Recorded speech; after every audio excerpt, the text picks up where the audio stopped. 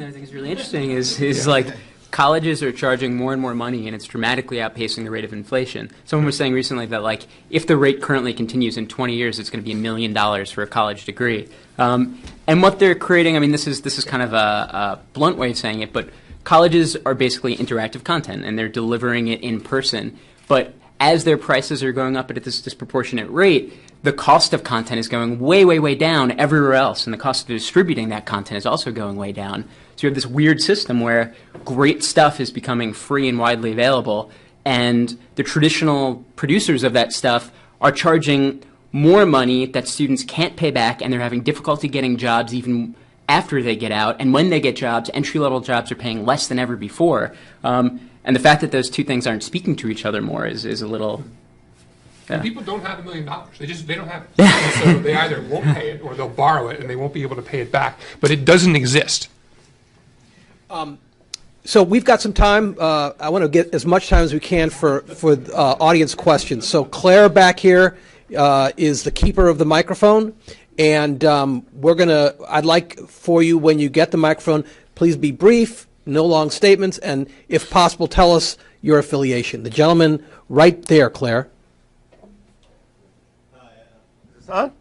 Okay, Al Felsenberg. I work with the U.S. Congress, but I've also taught at many universities. I wonder if Mr. Goldman can take this further. You said we have about 15 minutes we get with high school counselors on the way to college.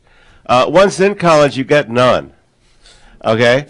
I have yet to see a rating of any universities that look at two things. What the placement is of graduating seniors, what the earning income is, and maybe 10, 15 years out, what they are, how many are in their fields, what are they making then?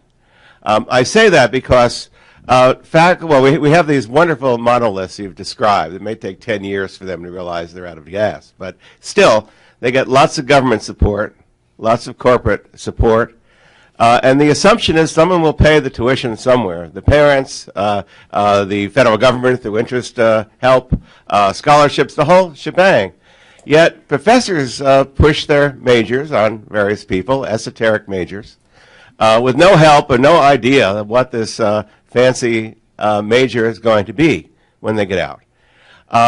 So, is there any thought of that? I remember when we were all in second grade, we had this National Defense Education Act. Maybe Mr. Petri would like to look at that. If you wanted to go into physics, engineering, astrophysics, things we need again, the government will just pay your college. End of it. If you want to major, interesting fashion design in 14th century Spain, go ahead, but you're on your own. But my point is there's no link to what the return on investment is when they get out. And is there a consumer guide for parents on this? Those students who are not going to go to Princeton and Yale and places like that. And is there a way colleges can compete? Now, I know Northeastern has done some great things in trying to marry seniors to industries or even sophomores, interns, to try to do this to place 100% of the class. But a lot of this has been on the way in and then dealing with the debt. But what about on the way out, trying to find a job? Well, I think two interesting things. One is, just like there's not enough college counseling on the high school level, the support services within a college or university, guidance services and career counseling and all that, they exist, but they're not being utilized fully enough. We have a product now that we're working with McGraw-Hill where we're working with colleges to help connect students better to support services. But yeah, they don't do a good enough job funneling students. There's actually a lot of research on outcomes of students that do go to the Career Center, and the earlier they go to the Career Center, the better. And they actually do have a history of if you start going to your Career Center freshman, sophomore, junior year, you're more likely to get a job, you're more likely to be more satisfied with your job, but no one does it. It's really hard to actually get the students there. So the schools need to do more to not just have these support systems in place, but to make sure students are using them and potentially have new innovative systems to connect those two things.